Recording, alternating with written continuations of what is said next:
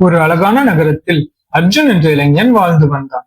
அவன் எப்போதும் புதிய விஷயங்களை முயற்சி செய்ய ஆர்வம் உள்ளவன். அவனுக்கு பல கனவுகள் இருந்தன. கடினமாக உழைக்கவும் அவன் விரும்பினான். ஆனால் அது தொடக்கத்தில் மட்டுமே. சிறிய தோல்வி வந்தாலே அவன் உடனே அதை விட்டுவிட்டு அடுத்த கனவுக்கு போய்விடுவான். ஒரு மாதம் இசைக்கலைஞராக வேண்டும் என்று நினைப்பான். அடுத்த மாதம் உடற்பயிற்சி அளிக்கும் பயிற்சியாளராக வேண்டும் என்று எண்ணுவான். அதற்கு பிறகு திரைப்பட இயக்குநராக வேண்டும் என்றும் கனவு கண்டான். ஒரு குறும்படம் எடுக்கவும் முயன்றான். அவன் பல முயற்சிகளை செய்தான். ஆனால் எதிலும் அவனால் வெற்றி காண இயலவில்லை. அர்ஜுன் ஆற்றலாலும் எண்ணங்களாலும் ஆசைகளாலும் நிறைந்தவன். ஆனால் எந்த ஒரு விஷயத்தையும் முடிவுக்கு கொண்டு செல்லும் அளவுக்கு அவன் நீண்ட நேரம் அதில் நிலைத்திருக்கவில்லை. அவன் முதல் முயற்சியிலேயே வெற்றி பெற வேண்டும் என்று ஆசைப்பட்டான். ஒரு மாலை இன்னொரு தோல்விக்கு பிறகு அர்ஜுன் பூங்காவிற்கு சென்று அங்கிருந்த ஒரு பெஞ்சில் அமர்ந்தான். அவன் மனம் மிக கனமாக இருந்தது. கடினமாக உழைக்கிறேன், எது செய்தாலும் எதுவும் சரியாக நடைபெறவில்லை என்ற எண்ணத்தில் மிகுந்த விரக்தியிலும் குழப்பத்திலும் இருந்தான். அந்த நேரத்தில் யாரோ அவன் பெயரை அழைக்கும் சத்தம் கேட்டது.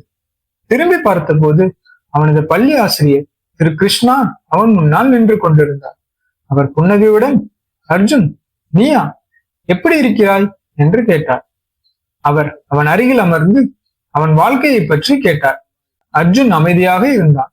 ஏதோ ஒன்று அவனை பாதித்துக் கொண்டிருப்பதை அவன் ஆசிரியர் உணர்ந்தார். என்ன பிரச்சனை அர்ஜுன்? என்னிடம் சொல், என்னால் முடிந்த உதவியை நான் செய்கிறேன் என்றார். சிறிது தயங்கிய பிறகு அர்ஜுன் மனம் திறந்தான். சார், நான் கடினமா உழைக்கிறேன், பல விஷயங்களை முயற்சி செய்கிறேன், ஆனால் எதிலுமே வெற்றி கிடைக்கவில்லை. நான் புது விஷயங்களை முயற்சி செய்வதை விட்டுவிடுவதே இல்லை, ஆனால் எதிலுமே எனக்கு வெற்றி கிடைக்கவில்லை. நான் என்ன தவறு செய்கிறேன் என்றே எனக்கு புரியவில்லை சார் என்றான். திரு கிருஷ்ணர் சிரித்தார். அர்ஜுன், நீ உழைக்க தயாராக இருப்பதே முதல் நல்ல விஷயம்.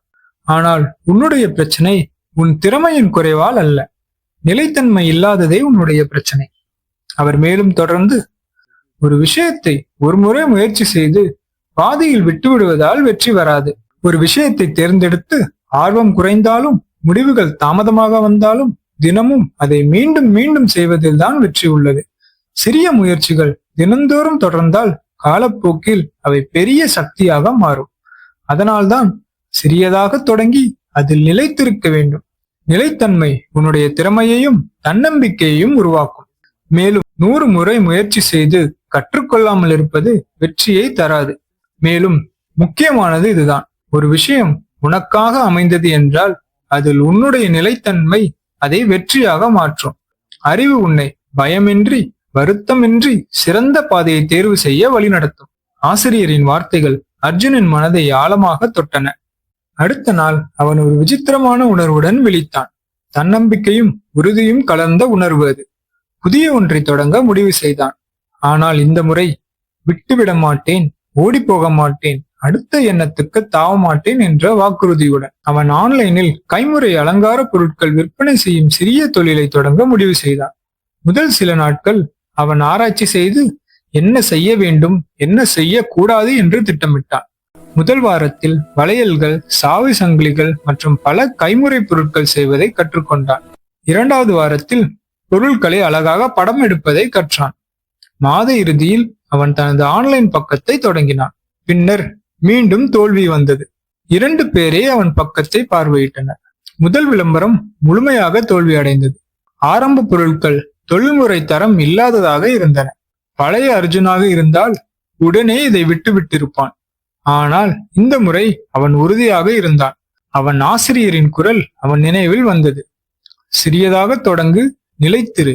அவன் ஒவ்வொரு நாளும் சிறிது சிறிதாக மேம்படுத்தினான். பயிற்சி வீடியோக்களை பார்த்தான். தவறுகளை சரி செய்தான். பொருட்களை மாற்றினான். வாடிக்கையாளர்களை பற்றி கற்றுக்கொண்டான். இரவு வரை விழித்திருந்து வடிவமைப்புகளை மேம்படுத்தினான். மெதுவாக அனைத்தும் மாறத் தொடங்கின. ஒரு நாள் ஒரு ஃபேஷன் பிளாகர் அவன் வளையல்களை வாங்கினார். அது அவருக்கு மிகவும் பிடித்ததால் அவர் அதை பற்றி பதிவிட்டார். உடனே அர்ஜுனின் பக்கத்தில் 100கணக்கானோர் வந்தனர். பிறகு அவனுக்கு தனது முதல் மொத்த ஆர்டர்கள் வந்தது. பிறகு இன்னொன்று, பிறகு மீண்டும் ஒன்று. மாதங்கள் கடந்தன. தொழில் வளர்ந்தது. 1 ஆண்டுக்கு பிறகு அவன் பிராண்ட் அறியப்பட்ட ஒன்றாக மாறியது. மக்கள் பொருள்களை மட்டுமல்ல, அவற்றின் பின்னால் இருந்த உழைப்பையும் நிலைத்தன்மையும் பாராட்டினார்கள். அவன் ஒரே இரவில் வெற்றி அடைந்து விடவில்லை. அவன் நூற்றுக்கணக்கான சிறிய தொடர்ந்து செய்யப்பட்ட முயற்சிகளால் வெற்றி அடைந்தான். பின்பு ஒரு நாள் அர்ஜுன் மீண்டும் அதே பூங்காவிற்கு சென்று அதே பெஞ்சில் அமர்ந்தான். அவன் கைபேசியை எடுத்துக்கொண்டு தன் ஆசிரியருக்கு அழைத்து அவரை சந்திக்க விருப்பம் தெரிவித்தான். சிறிது நேரம் கழித்து அவன் ஆசிரியர் அங்கே வந்தார். இந்த முறை அர்ஜுன் புன்னையுடனும் கண்களில் நன்றியுடனும் அவரை வரவேற்றான். சார், நீங்கள் சொன்னது சரி. நீங்கள் என் வாழ்க்கையை மாற்றிவிட்டீர்கள். தங்களின் வழிகாட்டுதலுக்கு நன்றி என்றான் அர்ஜுன். அவன் ஆசிரியர் சிரித்தபடி பதிலளித்தார். நான் உன் வாழ்க்கையை மாற்றவில்லை அர்ஜுன். நீ ஓடாமல் நிலைத்திருக்க முடிவு செய்த நாளில்தான் நீ உன் வாழ்க்கையை மாற்றினாய். நண்பர்களே, நிலைத்தன்மை வெற்றியின் சாவி. சிறியதாக தொடங்கி ஒரு நாள் அந்த சிறிய அடிகள் நம் வாழ்க்கையை மாற்றலாம். ஒரு விஷயத்தை ஒருமுறை முயற்சி செய்து பாதியில் விட்டுவிடுவதால் வெற்றி வராது. ஒரு விஷயத்தை தேர்ந்தெடுத்து அதை மீண்டும் மீண்டும் செய்வதில் தான் வெற்றி உள்ளது. அர்ஜுனின் வாழ்க்கை இதற்கான சிறந்த உதாரணம். இந்த காணொளி தங்களுக்கு பிடித்திருந்தால் இதை தங்கள் நண்பர்களுக்கு பகிரவும். அத்துடன் எங்கள் ட்வின் கதை ஸ்டுடியோ யூடியூப் சேனலை சப்ஸ்கிரைப் செய்யவும். நன்றி.